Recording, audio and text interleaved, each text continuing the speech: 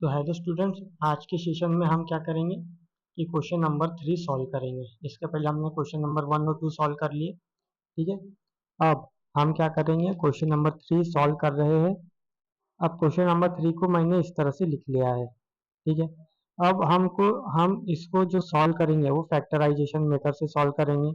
Factorisation method में होता क्या है कि जो पहला वेरिएबल होता है उसको तीसरे वेरिएबल से मल्टीप्लाई करना होगा। मतलब 2 को क्या करना पड़ेगा, 13 से मल्टीप्लाई। ठीक है, तो ये हो जाएगा 2 इंटू 13, तो ये कितना हो गया 26। ठीक है, अब हमको क्या करना होगा, ये जो 26 है 26 के क्या निकालना है, फैक्टर। और फैक्टर ऐसे निकालना है कि प्लस माइनस करने पे कितना आ जाए, यहाँ पे दिख रहा है 27। ठीक है, ये है, इसको यहाँ पर लिख देंगे। तो प्लस माइनस करने पे कितना आना चाहिए, 27। मतलब फैक्टर ऐसे निकालना है कि मल्टीप्लाई करने पे तो 26 आए, पर प्लस माइनस करने पर 27 आ जाए। तो वो कौन से फैक्टर हो सकते हैं, वो फैक्टर होंगे 26 1। ठीक है, 26 इंटू 1 करेंगे तो 26, और 26 प्लस 1 करेंगे तो 27।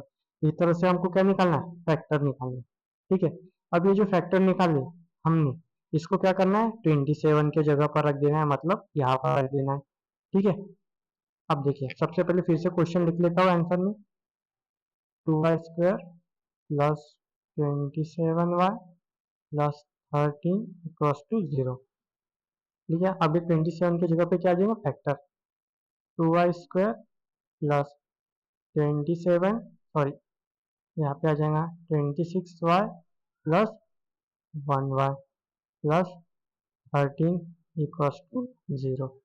अब हम क्या करेंगे कि इसको थोड़ा सा इलेबरेट कर लेते हैं। ठीक है, ये हो जाएगा 2, यहाँ पे मल्टीप्लाई का साइन है तो हमने डॉट लग दिया, और वाई स्क्वायर मतलब y इंटू वाई। ठीक है, ये प्लस जैसे का वैसा।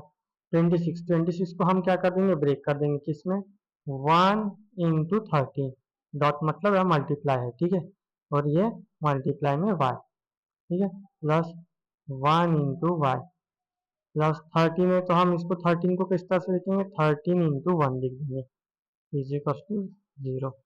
ठीक है, अभी जो पहली दो संख्या है इसमें से हम क्या करेंगे, कॉमन निकालेंगे, और आखिरी की जो दो संख्या है इसमें से हम क्या करेंगे, कॉमन निकालेंगे। तो पहली दो संख्या में से कॉमन क्या क्या निकलेगा, देखिए 2, सॉरी यहाँ पे कितना आना चाहिए, यहाँ पे 2 आना चाहिए। ठीक है, तो यहाँ पे क्या क्या निकलेगा, 2 और 2 कॉमन निकलेगा। ठीक है, तो ये आ गया 2, और क्या क्या कॉमन है, y और y, ये आ गया y। 2y कॉमन निकल गया, तो अब अंदर ब्रैकेट में क्या बचेगा, y बच जाएगा, ये है y। और क्या बचेगा, 13 प्लस 13। ठीक है, ये प्लस का साइन और ये 13। ठीक है, अब हम दो इसमें से भी कॉमन निकालना है, तो अब हम क्या करेंगे, देखो यहाँ पे क्या क्या कॉमन है, 1 कॉमन है, तो ये आ गया 1। अब ब्रैकेट में क्या बचा, y प्लस 13 इक्वल्स टू 0। ठीक है, अब y प्लस 13 क्या कर देंगे, एक बार लिख देंगे, और उसके बाद वो क्या बचा, 2y+1, 2y+1 इक्वल्स टू 0। ठीक है, अब इसके बाद हम क्या करेंगे, जीरो दोनों को ट्रांसफर कर देंगे, y+13 इक्वल्स टू 0, ये 2y+1 इक्वल्स टू 0। ठीक है, अब +13 को 0 की तरफ लेकर के जाएंगे तो ये क्या हो जाएगा, -13। ठीक है, तो ये आ गई y की वैल्यू। और वैसे ही हम क्या करेंगे, +1 को 0 की तरफ लेके जाएंगे तो 2y इज इक्वल टू -1 हो जाएगा। अब 2 इंटू वाई, ये 2 और y कैसे मल्टीप्लाई में है, तो 2 को 1 की तरफ लेकर के जाएंगे तो क्या हो जाएगा, ये मल्टीप्लाई से इधर में डिवाइड में आ जाएगा, मतलब अपॉन में आ जाएगा, तो ये हो जाएगा y इज इक्वल टू 1/2। ये एक फैक्टर।